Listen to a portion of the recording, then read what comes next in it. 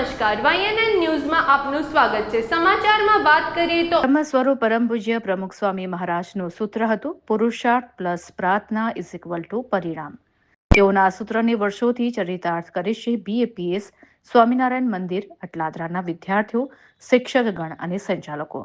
સંસ્કારયુક્ત શિક્ષણ પૂરું પાડવાના એકમાત્ર ઉદ્દેશ્ય સાથે કાર્યરત શિક્ષકગણ અને સંચાલકોના પ્રયત્નોમાં વિદ્યાર્થીઓનો પુરુષાર્થ અને પ્રાર્થનાના પરિણામ રૂપી આ વર્ષે ધોરણ 12ના 60 વિદ્યાર્થીઓ અને ધોરણ 10ના 96 વિદ્યાર્થીઓએ બોર્ડની પરીક્ષા આપી હતી।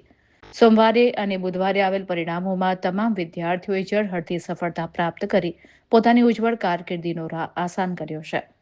સાંજે શાળા સંકુલમાં વિદ્યાર્થીઓ ઉપસ્થિત થયા ત્યારે શાળા સંચાલકોએ ઢોલ નગારા અને ફટાકડાની આતશબાજી કરી તમામને હાર તોરા કરી આવકાર્યા હતા।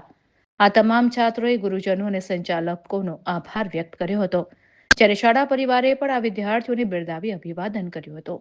રિપોર્ટર રાહુલ રાજપૂત, વડોદરા।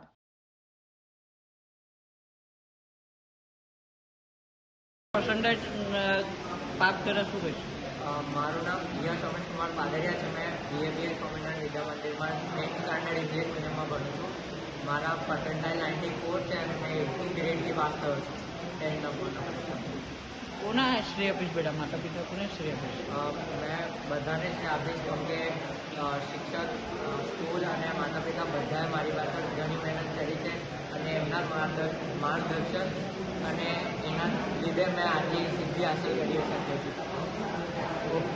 અત્યારે મોબાઈલનો યુગ છે બેટા, દિવસમાં કેટલી વાર મોબાઈલ વાપરતો હતો? મોબાઈલ એટલે ભણવા પૂરતો જ ઉપયોગ કર્યો છે મેં, એનાથી એક્સેસ વધારે નથી કર્યો। પણ એટલે તમે ભણવું હોય તો તમે ફોન યુઝ કરી શકો છો, પણ ખાલી સોશિયલ મીડિયાને એના પર ટાઈમપાસ કરવા માટે નહીં કરવો જોઈએ, કેમ કે એનાથી રિઝલ્ટ ખરાબ આવી શકે। તો પાસ થયો શું કહીશ? મારું નામ કંગલ દેવીભાઈ પટેલ છે। હું 10મા ધોરણમાં છું।